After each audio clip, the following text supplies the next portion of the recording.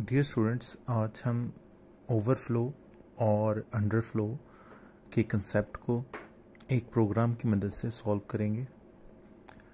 सबसे पहले हमने पता होना चाहिए कि ओवरफ्लो किसे कहते हैं। जैसे कि मैंने आपको ऑलरेडी बताया था कि जब किसी भी वेरिएबल की वैल्यू में उसकी लिमिट से ज़्यादा कोई भी वैल्यू हम ऐड करेंगे तो ओवरफ्लो होगा, जिससे जो रिज़ल्ट आएगा वो रॉन्ग होगा। और जब किसी भी वेरिएबल की जो डेटा टाइप होती है, जो उसकी लिमिट होती है, मिनिमम लिमिट, उससे कम वैल्यू और उसमें माइनस करेंगे तो अंडरफ्लो होगा और इससे भी जो रिज़ल्ट आएगा वो रॉन्ग आएगा। तो इसे हम ओवरफ्लो और अंडरफ्लो कहते हैं। अब इस चीज़ को हम एक एग्जाम्पल की मदद से एक्सप्लेन करने जा रहे हैं। सबसे पहले मैंने हेडर फाइल ली हैं, जिनको हम लाइब्रेरी फाइल और प्री प्रोसेसर डायरेक्टरीज भी कहते हैं। इस चीज़ के बारे में हमारी लास्ट लेक्चर्स में डिस्कशन हो चुकी है। अगर आपको कोई भी कन्फ्यूजन है तो आप वो लास्ट लेक्चर्स जो हैं लेक्चर नंबर 1 या 2 सुन सकते हैं अगेन। इसके बाद हमारा मेन फंक्शन है। अब मैं एक वेरिएबल लूँगा। आपने जो वेरिएबल की डेटा टाइप रखनी है वो इंट रख लें या शॉर्ट रख लें, दोनों की रेंज सेम ही होती है। हमने इंट लिया है और यहाँ पे आप कोई भी वेरिएबल का नाम रख सकते हैं। मैंने जो वेरिएबल लिया है उसका नाम मैंने टेस्ट रखा है।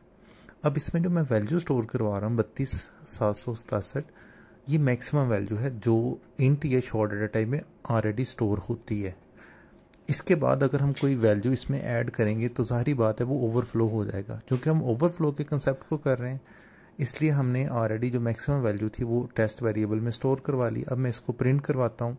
जो ओरिजिनल वैल्यू है वो उसको प्रिंट करवाने के लिए हम प्रिंट एफ, उसके बाद format specifier mode D use करते हैं, /n फॉर न्यू लाइन, और उसके बाद टेस्ट जो वेरिएबल है। अब गेट ch का फंक्शन यूज़ करेंगे और इसके बाद हम जो ब्रैकेट है, एंडिंग ब्रैकेट। अब हमने प्रोग्राम को सेव करें। यहाँ पे हम अपने प्रोग्राम को कोई भी नाम दे लेंगे। मैंने ओवरफ्लो का नाम दे दिया है। .cpp जो है वो इसकी एक्सटेंशन है।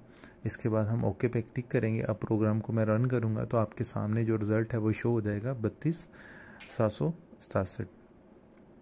अब अभी तक ओवरफ्लो नहीं हुआ, जो एक्चुअल वैल्यू थी वो शो हो रही है।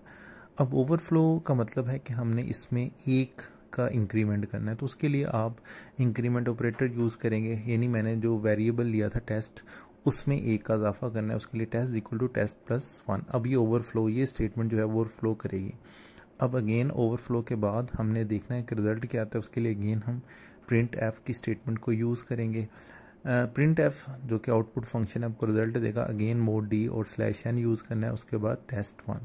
जैसे कि आपको पता है वेरिएबल की वैल्यू चेंज होती रहती है। आप देख सकते हैं जो रिज़ल्ट है वो पॉजिटिव में आने के बजाय नेगेटिव में जा रहा है। इससे मतलब ये रिज़ल्ट जो है हमारा रॉन्ग हो रहा है, यानी ओवरफ्लो हो रहा है। अब हमने अंडरफ्लो के कंसेप्ट को समझना है। तो ऑलरेडी जो हमारा आंसर अब जो था पॉजिटिव से माइनस में जा चुका है, और आप देखें जो माइनस में आंसर आ रहा है वो भी जो है वो नेगेटिव है। अब यहाँ पे हमने वैल्यू चेंज की है, तो आप देखें अब जो आंसर है पॉजिटिव में, यानी मैंने एक डिजिट कम किया है 66। तो जब हम उसमें 1 ऐड करते हैं तो 67 आ रहा है। अभी कोई इशू नहीं है। लेकिन जब भी हम लास्ट लिमिट यानी 67 वेरिएबल में स्टोर करवाते हैं, फिर इजाफा करते हैं, तो ओवरफ्लो हो रहा है। अब हम क्या करेंगे, जो लास्ट डिजिट ऑलरेडी हमारा आंसर माइनस में गया हुआ है, ये ऑलरेडी आपको पता है कि मिनिमम वैल्यू है। अब इसमें मज़ीद हम कमी तो कर नहीं सकते, लेकिन फिर भी मैं करवा रहा हूँ डिक्रीमेंट ऑपरेटर का यूज़ करते हुए, यानी टेस्ट इक्वल टू टेस्ट -1। तो अभी जो आंसर माइनस में आना चाहिए था वो आंसर अब पॉजिटिव में जाएगा, यानी अब जो आंसर आएगा वो अंडरफ्लो का आंसर आएगा। और अभी जो स्टेटमेंट में मैं प्रिंट एफ फंक्शन लिख रहा हूँ ये अंडरफ्लो का आंसर देगी। तो यहाँ पे हमने वेरिएबल जो लिया था टेस्ट, यहाँ पे आपने कॉमा लगाना है, सिंटैक्स को आपने फॉलो करना है। अगेन हम प्रोग्राम को कंपाइल करते हैं। आप देख सकते हैं जो हमारा रिजल्ट आ रहा है, सबसे पहले ओरिजिनल वैल्यू, उसके बाद ओवरफ्लो के बाद नेगेटिव, और फिर अंडरफ्लो के बाद अगेन पॉजिटिव वैल्यू आ रही है। तो डियर स्टूडेंट्स, ये था आज का हमारा लेक्चर, जिसमें हमने पॉजिटिव और नेगेटिव इंक्रीमेंट और डिक्रीमेंट के थ्रू ओवरफ्लो और अंडरफ्लो के कंसेप्ट को क्लियर किया। लेकिन आप जैसे वैल्यूज़ को चेंज करते हैं, आप देखते हैं कि कोई भी ओवरफ्लो या अंडरफ्लो नहीं हो रहा है। यानी जो मैक्सिमम लिमिट से आप बाहर निकलेंगे तो ही ओवरफ्लो या अंडरफ्लो होगा।